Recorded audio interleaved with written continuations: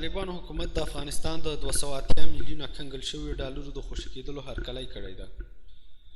طالبانو حکومت د مالیې وزارت د نړیوال بانک لخوا د بشري مرستو لپاره د افغانستان د بیا رغونې د صندوق څخه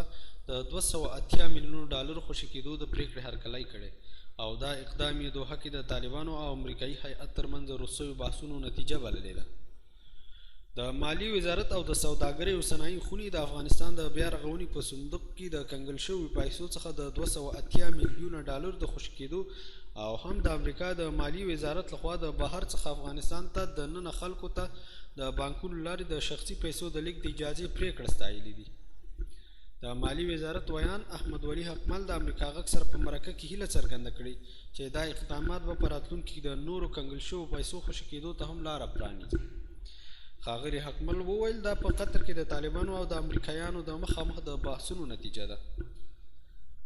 نړیوال بانک د افغانستان لپاره یو صندوق درلود چې د افغانستان د بیا رغونې وجهي صندوق یا RTF په نوم پکې 1.5 میلیونه ډالر موجود و چې د افغانستان دولت سره د مرسته شویو پیسو د دې تحولات څخه وروسته نړیوال بانک هم هغه پیسې کنګل کړي او اوس پس له ډېره وخته په دې توانیږو چې د هغه پیسو څخه 280 میلیونه ډالر راځي.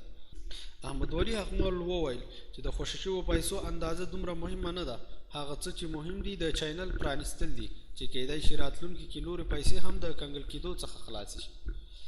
د مالیې وزارت ویان د 280 میلیونه ډالر خوشي کېدو هم د امریکا د مالیې وزارت لخوا د بهر څخه افغانستان خلکو ته د بانکونو لارې د شخصي پیسو د لیږد د اجازې پریکړې اغیزې د دغه هیواد په اقتصادي وضعیت کې هم مهمې وګڼلې او ویې ویل چې افغانستان د مطلق انزوا څخه اوس وتلی ده. د امریکا حکومت د اګست په 15 کابل ته د طالبان د ننوتلو یو ورځ وروسته د افغانستان بانک شاوخوا 10 میلیارډ ډالر شتمني کنګل کړه چې له امله یې د افغانستان بانکي سیستم د سقوط سره مخامخ شو. د امریکا حکومت د دې پریکړې له مخې له بهرنیو هیوادونو څخه د بانکونو لارې افغانستان ته د ننه خلکو شخصي حسابونو ته هم د پیسو د لیږد رالېږد د ځنډ سره مخ شو او بانکونه دې ته اړ شو چې خپلو مشتریانو ته د هغوی د امانتونو څخه په ډېره محدوده توګه په تدریجي ډول پیسې ورکړي. د افغانستان د سوداګرۍ او پانګونې خونو هم دا دواړه پریکړې چې د دغو اقدام خوا ته لاړ شي. د افغانستان د سوداګرۍ او پانګونې خونو هم دا دواړه پریکړې ستایلي او هیله یې ښودلې چې د دغو اقداماتو وروسته به د افغانستان بانکي سیستم بیرته د عادي کېدو پر لور لاړ شي. د دغو خونو مرستیال خانجان الکوزي امریکا غږ ته وویل موږ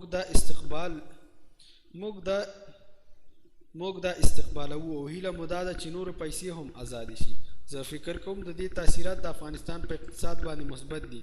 زه فکر کوم شخصي حسابونو ته د پیسې لیږل رالېږدل دا به په اقتصاد ځکه تاثیر وکړي چې دولتي پیسې نه دي.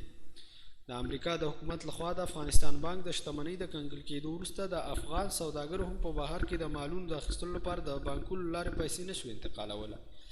چې له امله یې د اړتیا وړ مواد د ننه په هیواد کې تقاضا زیات او د خوراکي توکو په ګډون د اړتیا وړو موادو بیې لوړې شوې وي.